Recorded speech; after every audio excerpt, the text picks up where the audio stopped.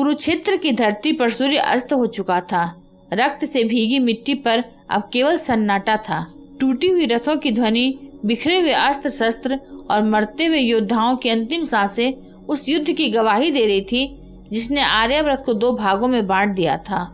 उस रात आकाश असामान्य रूप से शांत था। चंद्रमा बादलों के पीछे छिपा हुआ था, मानो वह भी उस विनाश को देखने का साहस न कर पा रहा हो। एक अकेला योद्धा अपने शिविर से दूर गंगा तट की ओर बढ़ रहा था। उसके कदम भारी थे, परंतु मुख पर वही तेज था जो सूर्य के समान चमकता था। वह था अंगराज कर्ण।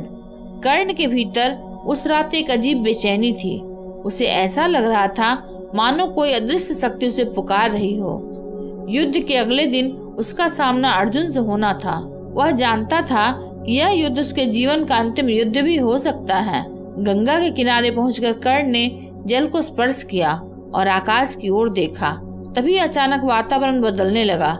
हवा स्थिर हो गई, पक्षियों की आवाजें थम गई, समय जैसे रुक गया हो। और तभी अंधकार के बीच एक विशाल छाया प्रकट हुई। उसकी आंखों में अनंत युगों की अग्नि थी। उसका स्वर ऐसा था मानो स्वयं समय बोल रहा हो। वह था काल। कर्ण ने उस छाया को देखा तो उसके हाथ स्वतः ही धनुष की ओर बढ़े, परंतु अगले ही क्षण उसने अनुभव किया कि उसके शरीर की सारी शक्ति जैसे बंध चुकी है। कौन हो तुम? कर्ण ने गंभीर स्वर में पूछा। छाया मुस्कुराई। मैं वह हूँ जिससे देवता भी भय खाते हैं। मैं वह हूँ जो राजाओं को भिखारी और भिखारियों को राजा बना देता है। मैं वह हूँ जिसके सामने त्रिलोक झुकता है। कर्ण की आंखें सिकुड़ गईं। काल। वातावरण में एक विचित्र कंपन हुआ। हाँ राधेय, मैं काल हूँ। कर्ण कुछ क्षण मौन रहा। उसके जीवन में बहुत कुछ असंभव हुआ था, परंतु स्वयं काल का उसके सामने प्रकट होना यह उसकी कल्पना से भी परे था। मुझसे क्या चाहते हो? काल धीरे धीरे उसके निकट आया। तुम्हें सत्य बताने आया हूँ, वह राज जो आज तक किसी ने नहीं जाना। कर्ण के मुख पर हल्की मुस्कान आई। सत्य? मेरे जीवन में जितना छल हुआ है, अब सत्य से क्या बदल जाएगा? काल की आंखें गहरी हो गई। तुम्हारा जीवन केवल एक योद्धा की कथा नहीं है कर्ण। तुम उस योजना का हिस्सा हो जिसे स्वयं ब्रह्मा ने रचा था। यह सुनकर कर्ण के भीतर हलचल हुई। स्पष्ट कहो। काल ने आकाश की ओर देखा। तुम्हारा जन्म केवल कुंती के गर्भ से नहीं हुआ था। तुम्हारे जन्म से पहले देवताओं और असुरों के बीच एक ऐसा युद्ध हुआ था जिसकी स्मृति अब किसी को नहीं। कर्ण स्तब्ध रह गया। काल ने कहना आरंभ किया। हजारों वर्ष पूर्व जब पृथ्वी पर अधर्म बढ़ने लगा था, तब देवताओं ने ब्रह्मा से सहायता मांगी। असुरों का एक राजा था बैरंथ। उसके पास ऐसी शक्ति थी जिससे वह समय को भी मोड़ सकता था। कर्ण ध्यान पूर्वक सुन रहा था। बैरंथ ने तपस्या कर एक वरदान प्राप्त किया था। उसे कोई देवता नहीं मार सकता था। वह केवल ऐसे मनुष्य के हाथों मारा जा सकता था जिसके भीतर सूर्य का तेज और पृथ्वी का धैर्य हो। फिर देवताओं ने सूर्य देव से सहायता मांगी। तब निर्णय हुआ कि एक ऐसा योद्धा जन्म लेगा जो केवल युद्ध के लिए नहीं बल्कि समय के संतुलन के लिए पैदा होगा। कर्ण की सांसें भारी हो गईं। क्या तुम कहना चाहते हो? हाँ, वह योद्धा तुम थे। कर्ण के मन में तूफान उठने लगा। परंतु मैंने तो कभी बैरंथ का नाम भी नहीं सुना। काल मुस्कुराया। क्योंकि उसे तुमने जन्म लेने से पहले ही पराजित कर दिया था। असंभव। नहीं राधेय, जब तुम्हारी आत्मा का निर्माण हुआ तब उसमें सूर्य की दिव्य अग्नि स्थापित की गई। उसी अग्नि ने बैरंथ की शक्ति को नष्ट कर दिया, परंतु उसकी मृत्यु से पहले उसने एक श्राप दिया। कैसा श्राप? काल का स्वर भारी हो गया। उसने कहा, जिस योद्धा में सूर्य का तेज होगा उसे संसार कभी सम्मान नहीं देगा। वह जन्म से लेकर मृत्यु तक अपमान सहता रहेगा। कर्ण की आंखों में वर्षों का दर्द उतर आया। तो मेरा जीवन, यह सब? हाँ, वही श्राप था। कर्ण ने मुट्ठियां भींच ली। तो मैं केवल एक खेल था? नहीं। काल का स्वर अचानक कठोर हो गया। तुम वह अग्नि थे जो अधर्म के अंत के लिए आवश्यक थी। कर्ण ने कुछ देर बाद पूछा, यदि मैं देवताओं की योजना था तो फिर मेरा साथ दुर्योधन ने क्यों दिया? काल मुस्कुराया। क्योंकि दुर्योधन भी उतना सरल नहीं था जितना संसार समझता है। क्या अर्थ है तुम्हारा? दुर्योधन के भीतर कलयुग का अंश था, परंतु उसके हृदय में मित्रता सच्ची थी। वह जानता था कि तुम कौन हो। कर्ण चौंक पड़ा। दुर्योधन जानता था? हाँ, बहुत पहले उसे एक साधु ने बताया था एक दिन सूर्यपुत्र उसके जीवन में आएगा और वही उसके भाग्य को बदल देगा। फिर उसने कभी मुझसे कहा क्यों नहीं? क्योंकि उसे भय था कि सत्य जानकर तुम उससे दूर हो जाओगे। कर्ण मौन हो गया। उसे वह दिन याद आया जब दुर्योधन ने सबके सामने उसका अपमान मिटाकर उसे अंगराज बनाया था। तो उसकी मित्रता वह वास्तविक थी राधेय। संसार चाहे उसे अधर्मी कहे, परंतु उसने तुम्हें कभी अकेला नहीं छोड़ा। कर्ण की आंखें नम हो उठी। और कृष्ण? कर्ण ने पूछा। वासुदेव सब जानते थे, उन्होंने तुम्हें रोकने का प्रयास भी किया। फिर उन्होंने मुझे सत्य पहले क्यों नहीं बताया? क्योंकि यदि तुम समय से पहले सत्य जान जाते तो महाभारत कभी नहीं होता। कर्ण का चेहरा कठोर हो गया। तो यह युद्ध आवश्यक था? हाँ, काल की आवाज गूंज उठी। कभी कभी विनाश ही सृष्टि को बचाता है। कर्ण के भीतर वर्षों का क्रोध जाग उठा। पर इस युद्ध में लाखों लोग मारे गए, और यदि यह युद्ध नहीं होता तो आने वाले युगों में करोड़ों मरते। कर्ण स्तब्ध रह गया। काल ने आगे कहा, कौरव और पांडव केवल माध्यम थे। वास्तविक युद्ध धर्म और अहंकार के बीच था, और तुम वह सेतु थे जो दोनों पक्षों को जोड़ता था। गंगा की लहरें तेज होने लगी। काल ने धीरे धीरे अपना हाथ उठाया। अचानक कर्ण के सामने दृश्य बदलने लगे। उसने स्वयं को एक विशाल प्रकाश के बीच पाया।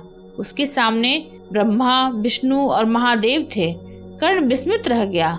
महादेव बोले, राधेय, तुम्हें पृथ्वी पर इसलिए भेजा गया क्योंकि तुम में त्याग की वह शक्ति थी जो देवताओं में भी दुर्लभ है। श्री हरि विष्णु बोले, तुम्हें जन्म से कवच कुंडल इसलिए मिले क्योंकि तुम्हें संसार का सबसे बड़ा दानवीर बनना था। ब्रह्मा जी बोले, और तुम्हारी मृत्यु वह भी एक योजना का भाग थी। कर्ण कांप उठा। मेरी मृत्यु? काल ने उसकी ओर देखा। तुम्हारी मृत्यु के बिना कलयुग का प्रारंभ संभव नहीं था। क्या? हाँ, तुम सूर्य के अंतिम महान योद्धा थे। तुम्हारे साथ ही द्वापर का तेज समाप्त होना था। कर्ण की आंखों में वेदना उतर आई। तो मेरा जीवन केवल अंत के लिए था? नहीं राधेय, तुम्हारा जीवन यह दिखाने के लिए था कि मनुष्य जन्म से नहीं, कर्म से महान बनता है। कर्ण ने गहरी सांस ली। तो वह कौन सा राज है जो कोई नहीं जानता? काल कुछ क्षण मौन रहा। फिर उसने कहा, अर्जुन तुम्हारा सबसे बड़ा शत्रु नहीं था तो कौन था? तुम स्वयं। कर्ण चौंक उठा। काल ने कहा, तुम्हारे भीतर दो युद्ध चल रहे थे, एक दुनिया से, दूसरा अपने अस्तित्व से। तुम हमेशा यह सिद्ध करना चाहते रहे कि तुम किसी से कम नहीं हो। यही तुम्हारी सबसे बड़ी पीड़ा थी। कर्ण की आंखों के सामने उसका पूरा जीवन घूमने लगा। गुरु द्रोण का अपमान, परशुराम का श्राप, द्रौपदी का तिरस्कार, समाज की घृणा। यदि तुम स्वयं को स्वीकार कर लेते, काल बोला, तो तुम अजेय हो जाते। कर्ण की आंखों से पहली बार आंसू बह निकले। तो क्या मेरा सारा जीवन व्यर्थ था? नहीं, काल मुस्कुराया, तुम्हारी हार में भी विजय थी। अचानक आकाश में बिजली चमकी। काल ने गंभीर स्वर में कहा, कल सूर्यास्त से पहले तुम्हारी मृत्यु होगी। कर्ण शांत रहा, मानो वह पहले से जानता हो। क्या मैं अर्जुन के हाथों मरूंगा? नहीं। तो तुम्हें तुम्हारा भाग्य मारेगा। कर्ण मुस्कुराया, भाग्य? जिसने जन्म से मेरा पीछा नहीं छोड़ा। काल ने कहा, जब तुम्हारा रथ धसेगा तब तुम्हारे पास बचने का अवसर होगा। कैसा अवसर? यदि तुम चाहो तो उस क्षण में समय रोक सकता हूँ। तुम जीवित बच सकते हो। कर्ण ने आश्चर्य से उसकी ओर देखा। तुम मुझे यह अवसर क्यों दे रहे हो? क्योंकि तुम्हारा त्याग अंतिम परीक्षा है। कर्ण कुछ देर सोचता रहा, फिर उसके होठों पर हल्की मुस्कान आई। यदि मैं जीवित रहा तो इतिहास बदल जाएगा। हाँ, और यदि इतिहास बदल गया तो धर्म का संतुलन टूट जाएगा। हाँ। कर्ण ने अपनी आंखें बंद कर ली। कुछ क्षण बाद उसने कहा, तो फिर मैं मृत्यु स्वीकार करता हूँ। काल पहली बार मुस्कुराया। इसलिए तुम महान हो राधेय। काल ने अपना हाथ उठाया। एक तेज प्रकाश कर्ण के चारों ओर फैल गया। मैं तुम्हें एक वरदान देता हूँ। क्या? कल जब तुम मृत्यु को प्राप्त होगे तब तुम्हारा नाम युगों तक अमर रहेगा। लोग तुम्हें केवल योद्धा के रूप में नहीं, बल्कि त्याग और सम्मान प्रतीक के रूप में याद करेंगे। कर्ण ने शांत स्वर में पूछा, और मेरी माँ? कुंती जीवन भर तुम्हारे लिए रोएगी। दुर्योधन, वह तुम्हारी मृत्यु के बाद भीतर से टूट जाएगा। अर्जुन, वह जीवन भर इस युद्ध का भार उठाएगा। कर्ण ने आकाश की ओर देखा और कृष्ण, काल मुस्कुराया। वह जानते हैं कि तुम्हारे जैसा दूसरा कभी जन्म नहीं लेगा। काल धीरे धीरे विलीन होने लगा। राधेय, उसने कहा, कल जब तुम्हारा अंत होगा तब भय मत करना। मृत्यु केवल शरीर की होती है, आत्मा की नहीं। कर्ण ने सिर झुका दिया। मैं तैयार हूँ। अगले ही क्षण वातावरण सामान्य हो गया। हवा फिर चलने लगी, परंतु कर्ण अब बदल चुका था। उसके भीतर वर्षों से जल रही पीड़ा शांत हो चुकी थी। वह धीरे धीरे अपने शिविर की ओर लौटा। उस रात उसने पहली बार बिना किसी क्रोध के आकाश को देखा। सूर्य उदय हुआ। कुरुक्षेत्र फिर रणभूमि बन चुका था। कर्ण अपने रथ पर खड़ा था। उसके मुख पर अद्भुत शांति थी। अर्जुन ने उसे देखा तो चौंक गया। आज कर्ण के भीतर कुछ अलग था। युद्ध आरंभ हुआ। धरती कांप उठी। दोनों योद्धाओं के बाण आकाश को चीरने लगे। देवता भी उस युद्ध को देख रहे थे। फिर वह क्षण आया। कर्ण का रथ धरती में धंस गया। संसार जानता है कि उस क्षण क्या हुआ, परंतु कोई यह नहीं जानता कि उसी पल समय रुक गया था। काल फिर प्रकट हुआ। राधेय, उसने कहा, अब भी अवसर है। कर्ण ने अर्जुन की ओर देखा, फिर मुस्कुराकर बोला, नहीं, अब अंत होना चाहिए। काल ने पूछा, क्या तुम्हें किसी से शिकायत है? कर्ण ने धीरे से उत्तर दिया, नहीं, क्योंकि अब मैं समझ चुका हूँ कि हर पीड़ा ने मुझे वही बनाया जो मैं हूँ। काल ने सिर झुका लिया। अगले ही क्षण समय फिर चल पड़ा और अर्जुन का बाण कर्ण के वक्ष को भेद गया। जब कर्ण धरती पर गिरा तब सूर्य अचानक बादलों में छिप गया। पूरा कुरुक्षेत्र कुछ क्षण के लिए मौन हो गया। श्री कृष्ण ने आंखें बंद कर ली। उन्हें पता था कि केवल एक योद्धा नहीं गिरा था। द्वापर का अंतिम सूर्य अस्त हुआ था। उस रात गंगा के किनारे काल फिर प्रकट हुआ। उसने आकाश की ओर देखकर कहा, युगों तक लोग अर्जुन की विजय याद रखेंगे, परंतु जब भी त्याग, सम्मान और मित्रता की बात होगी तब संसार केवल एक नाम लेगा, कर्ण। और उसी क्षण आकाश में एक दिव्य प्रकाश फैला, मानो स्वयं सूर्य अपने पुत्र का स्वागत कर रहा हो। अगर आपको यह वीडियो अच्छा लगा हो तो इसे लाइक, शेयर और सब्सक्राइब अवश्य करें।